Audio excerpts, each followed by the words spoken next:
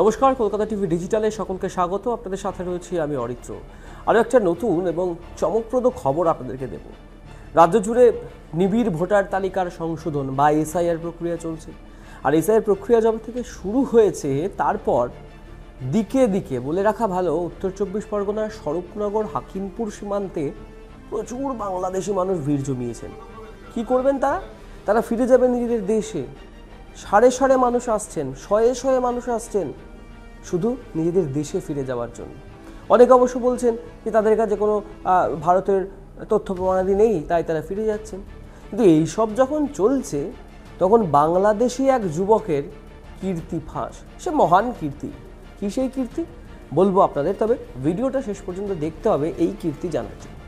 যেটা খবর উঠে আসছে কলকাতা থেকে খুব বেশি দূর নয়, ডানকুনি। সেই ডানকুনিতে এই বাংলাদেশি যুবক একটা বড় কুকীর্তি করছিলেন।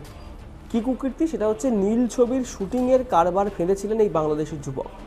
যখন একদিকে এসআইআর আবহে বাংলাদেশিরা ভারত ছেড়ে চলে যাওয়ার তোড়জোড় শুরু করেছেন হাকিমপুর সীমান্ত দিয়ে, তখন সেই হাকিমপুর থেকে মেরে কেটে 150 কিলোমিটার বা 200 কিলোমিটার দূর হবে ডানকুনি, সেখানেই নীল ছবির কারবার করছেন এই বাংলাদেশের যুবক। কি তথ্য সামনে আসছে? যেটা জানা যাচ্ছে, একজন বাংলাদেশি যুবক ডানকুনির বুকে নীল ছবির কারবার চালিয়ে যাচ্ছিলেন। একটি ফ্ল্যাট ডানকুনিতে, সেখানেই চলতো এই নীল ছবির শুটিং এবং সেই ছবি একাধিক পর্ন সাইট যেগুলি রয়েছে সেই সমস্ত পর্ন সাইটে বিক্রি করত ওই বাংলাদেশি যুবক।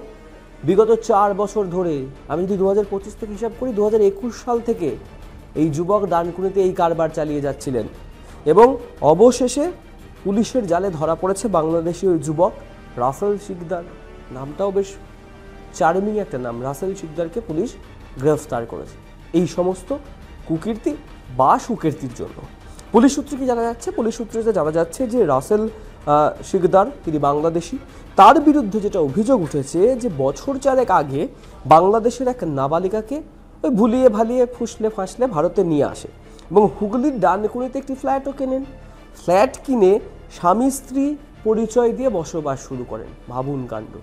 এক নাবালিকাকে তিনি ফুসলে নিয়ে এলেন ভারতে, যেটা পুলিশ সূত্র খবর। তাকে নিজের স্ত্রী বলে পরিচয় দিয়ে ডানকুনিতে একটি আস্ত ফ্ল্যাট কিনলেন, দিয়ে সেখানে বসবাস শুরু করে দিলেন। সেই ফ্ল্যাটই পরবর্তীকালে তার এই কুকীর্তি বা সুকীর্তি, যেটা আপনারা বলবেন, তার মূল সেন্টার, অর্থাৎ সেই ফ্ল্যাটেই চলতো এই নীল ছবির শুটিং। পরবর্তী ক্ষেত্রে তা বিক্রি করা হতো বিভিন্ন পর্ন সাইটে। এবং যেটা জানা যাচ্ছে যে এই রাসেল শিকদার বেশ কিছুদিন আগে এক প্রকার বলপূর্বক বাংলাদেশি এক মহিলাকে সেখানে নিয়ে এসে নীল ছবির শুটিং করাতে শুরু করেন। এবং শুধু শুটিং নয়, মহিলাদের উপর অত্যাচারও করতো নাকি রাসেল শিকদার, এমনও তথ্য সামনে আসছে। এবং এই রাসেল শিকদারের কবলে পড়ে নাকি অনেকে অসুস্থও হয়ে গিয়েছিলেন। সবটাই পুলিশ বা সূত্র মারফত জানা যাচ্ছে।